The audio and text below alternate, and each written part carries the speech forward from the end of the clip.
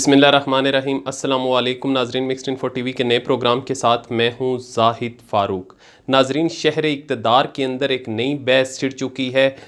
सियासत पर गहरी नज़र रखने वाले जितने भी सियासी तजिया नगार हैं वो ये समझते हैं कि अगले 3 दिन इमरान ख़ान के लिए तख्त या तख्ता फ़ैसला होने को है। इस सारे मामले में 3 दिन की क्या अहमियत है और इसे क्यों इतनी ज़्यादा इस हवाले से बातचीत हो रही है, मुख्तलिफ़ किस्म की अफवाहें गर्दिश कर रही हैं, उनकी हकीकत क्या है और जो सियासी मामलात की समझ बूझ रखने वाले हैं वो इनको इतनी ज़्यादा अहमियत क्यों दे रहे हैं। इसके साथ साथ शहबाज शरीफ की डील किस हद तक कामयाब हुई, इसको भी इन्हीं 3 दिन के साथ नत्थी किया जा रहा है कि इन 3 दिन में शहबाज शरीफ की जो मुमकिना डील जो थी उस हवाले से मुबैना तौर पे जो डील के बारे में बातें होती रहीं उस हवाले से खुलकर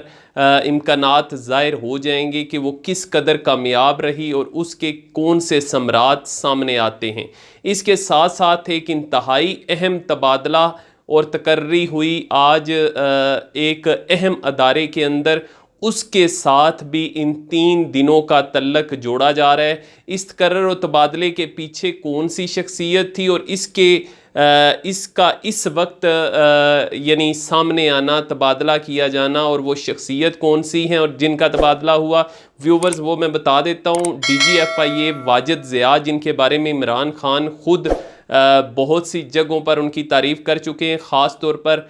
जब उन्होंने पानामा में कि JIT के उन्हें सरबराह बनाया गया तो उसमें जो उनका किरदार था किसी दबाव के बग़ैर, यानी उस वक्त के वज़ीर आज़म के ख़िलाफ़ उन्होंने तमाम सबूत इकट्ठे किए और सुप्रीम कोर्ट में पेश कर दिए। इस हवाले से जो अहम हलके हैं वो ये भी समझते हैं कि उनको जो DGFIA बनाया गया था, हकीकत में वो जो उनका काम था उसको सराहने के नतीजे में उनको DGFIA बनाया गया, जबकि मुस्लिम लीग नून के ज़राए ये बात कहते हैं कि उनको ये रिश्वत के तौर पर DGFIA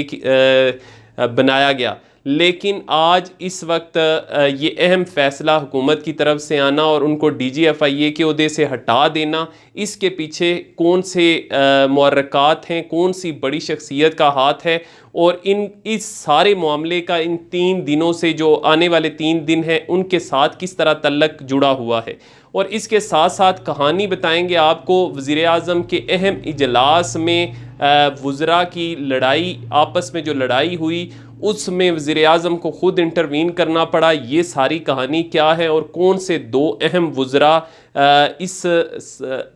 इस लड़ाई का हिस्सा बने, जिनमें वज़ीर आज़म ख़ुद इंटरवीन करके उन्होंने मामलात को ठंडा करने की कोशिश की। तो व्यूवर्स, मज़ीद आगे बढ़ने से पहले मैं आप लोगों से गुजारिश करूंगा कि अगर आप मुनासिब समझते हैं तो हमारा channel mixed info TV subscribe करें, बेल का आइकन ज़रूर दबाएं ताकि आने वाली किसी भी इंफॉर्मेशन को आप मिस ना कर सकें। मैं सबसे पहले 2 इंतहाई अहम वज़रा की जो लड़ाई का मामला है वो आपके साथ शेयर कर देता हूँ। उसके बाद मैं अगले 3 दिन की जो रुदाद है वो आपके साथ शेयर करूँगा कि क्यों अहम हल्के ये तसव्वुर कर रहे हैं कि अगले 3 दिन हुकूमत के लिए फ़ैसला कुन साबित हो सकते हैं। लेकिन काबीना का इजलास जो हुआ उसमें 2 इंतहाई अहम वज़रा की वज़ीर आज़म की मौजूदगी में एक दूसरे पर ताबड़तोड़ हमले किए जाना और ये मामला इतना शदीद हुआ कि वज़ीर आज़म को ख़ुद इस मामले में कूदना पड़ा और मामलात को सेटल करना पड़ा, क्योंकि हालात ऐसे नहीं हैं कि वज़ीर आज़म किसी के साथ भी मामलात को ख़राब करें। व्यूवर्स, इन 2 अहम वज़रा में एक वज़ीर काफ लीग के थे और दूसरे उनका नाम तारक बशीर चीमा है और दूसरे जो वज़ीर थे वो PTI के इंतहाई मुतहर्रक वज़ीर शाह महमूद कुरैशी थे। उन दोनों के दरमियान तल्ख जुमलों का तबादला हुआ और वो जुमले और ये हमले, ताबड़तोड़ हमले जो थे एक दूसरे पर, ये इतने शदीद हो गए कि वज़ीर आज़म की तरफ से ख़ुद दोनों वज़रा से सवालात करने पड़े और फिर इस मामले को ठंडा किया गया, क्योंकि ये ऐसा वक्त है जब हुकूमत नहीं चाहती कि किसी भी इत्तेहादी जमात के साथ मामलात को बिगाड़ा जा सके। अब ज़रा आते हैं, सबसे पहले मैं आपको ये तकर्रर और तबादले के हवाले से भी ख़बर दे दूँ, फिर उसके बाद दूसरी जो ख़बर है उसके जो जो मुहर्रकात हैं वो शेयर करूँगा आपके साथ। आज तबादले का जो हुक्म सादर हुआ DGFIA वाजिद ज़िया का, उनको FIA का DG बनाने के लिए इमरान खान की खुद रजामंदी शामिल थी, और कहा जा रहा है, जो हमारे ज़राए कन्फर्म कर रहे हैं, कि उनको DGFIA से हटाने में इंतहाई अहम शख्सियत का किरदार है, और उनकी तरफ से ये सारा मामला वज़ीर-ए-आज़म के सामने भी पेश किया गया, लेकिन इसका तल्लुक़ किसी और मामले के साथ भी जोड़ा जा रहा है। जो अहम तरीन शख्सियत हैं वो हैं शेख रशीद। गुज़िश्ता कई दिनों से शेख रशीद इस पर तहफ़्फ़ुज़ात का इजहार कर रहे थे, क्योंकि DG जो FIA है वो बेसिकली वज़ारत दाखिला के अंडर आता है, लेकिन जो वाजिद ज़िया थे, DGFIA थे, उनका ज़्यादा झुकाव, जो कि शेख रशीद के मुताबिक जो वज़ीर-ए-आज़म के मुआवने ख़ुसूसी बराए एहतसाब शहज़ाद अकबर, बैरिस्टर शहज़ाद अकबर की तरफ उनका ज़्यादा झुकाव था, और उनकी बात की सुनवाई ज़्यादा होती थी, जिस पर बहुत शदीद तहफ़्फ़ुज़ात थे शेख रशीद के, और उन्हीं के कहने के मुताबिक जो है वो वाजिद ज़िया को उनके ओहदे से हटाया गया। वो ये समझते थे कि उनकी वज़ारत में ये मदाखलत हो रही है, कि उनके अंडर आने वाली वज़ारत का जो सबसे बड़ा ऑफिसर है वो किसी और के मतहत काम कर रहा हो, और उनको उस तरीके से रिस्पांस ना मिल रहा हो जिस तरीके से वो ड्यू रिस्पांस के हकदार हैं।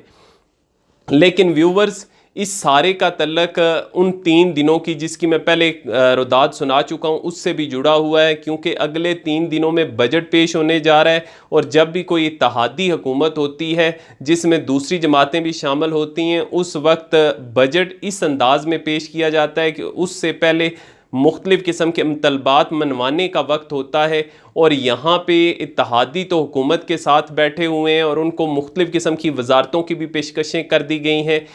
MQM को भी एक वजारत दी गई है, और इसके साथ साथ काफ लीग को भी कहा गया, फिर दूसरे जो मुतालबात थे उनके वो भी तस्लीम किए गए। लेकिन हुकूमत के लिए सबसे बड़ा जो मसला इस वक्त दरपेश है वो उसके अपने जो बागी अरकान हैं उनसे जो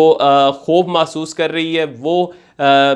उस खौफ को सामने रखते हुए उस ग्रुप को, उस दड़े को जिसको जहांगीर तरीन लीड कर रहे हैं, उसको साथ मिलाने के लिए कहा जा रहा है कि ऐसे वक्त में DGFIA का तबादला किया गया, क्योंकि जहांगीर तरीन के जितने भी केसेस हैं वो FIA देख रही है, और कहा जा रहा है कि FIA में DGFIA जो थे उनकी तरफ से, वाजिद ज़िया की तरफ से ख़ुसूसी तौर पर देखा जा रहा था कि केस की कहाँ तक पहुँचे, और वो सारे मामलात को ख़ुद देख रहे थे। जो शहज़ाद अकबर हैं उनसे आगाह कर रहे थे शहज़ाद अकबर को, बैरिस्टर शहज़ाद अकबर को सारे मामलात से। इसलिए हुकूमत की तरफ से DGFIA को हटाने का मामला कुछ हल्के यूँ ले रहे हैं कि असल में ये जहांगीर तरीन ग्रुप को राज़ी करने की या बजट पास करवाने के लिए एक सियासी रिश्वत के तौर पर पेश किया जा सकता है इस सारे मामले को। लेकिन इसका कितना तल्लक है ये तो आने वाला वक्त ही साबित करेगा, जब जहांगीर तरीन के ख़िलाफ़ मज़ीद मुकदमात आगे बढ़ते हैं या नहीं। लेकिन हुकूमत इस हद तक ज़रूर कामयाब हुई है कि इस सारे मामले को तूल देकर बजट तक ले आई है। 11 जून को बजट पेश होने जा रहा है, और उसमें बाकी हैं 3 दिन, और यही 3 दिन हुकूमत के लिए ये फ़ैसला करेंगे कि कहाँ तक क्या वो बजट पास करवा सकती है, क्या उसके अंदर ये सलाहियत है कि वो ये जो बजट है वो पास करवा ले। अगर वो पास नहीं करवा पाती तो ख़ुद ब खुद ये हुकूमत ख़त्म हो जाएगी, और तमाम काबीना जो है वो ख़त्म हो जाएगी, और नए ऐवान में से दोबारा से एतमाद का वोट लेना पड़ेगा। नए जो कायदे ऐवान हैं उनको मुंतखब करना पड़ेगा, नए वज़ीर-ए-आज़म बनेंगे। वो कौन हो सकते हैं ये तो खैर कबल अज़ वक्त है, लेकिन बजट को पास करवाना इस वक्त हुकूमत के लिए सबसे बड़ा मसला है। व्यूवर्स, कुछ सियासी हल्के इस सारे को जोड़ रहे हैं। शहबाज शरीफ की जो खुफिया मुलाकातें थीं, जो मुबैना तौर पर डील का जो किस्सा सामने आया कि वो मुकम्मल तौर पे क्या वो डील कामयाब हुई है, क्या उस डील के समरात आने का वक्त आन पहुंचा है, इसका फ़ैसला भी ये बजट सेशन में हो जाएगा। अगर Imran Khan easily budget pass करवा लेते हैं तो 1 साल का अरसा उन्हें मज़ीद मिल जाएगा और 1 साल के अरसे के अंदर वो मज़ीद बहुत सा काम कर सकते हैं। लेकिन अगर वो बजट पास नहीं करवा सकते तो अहम हलकों की तरफ से या सियासी जो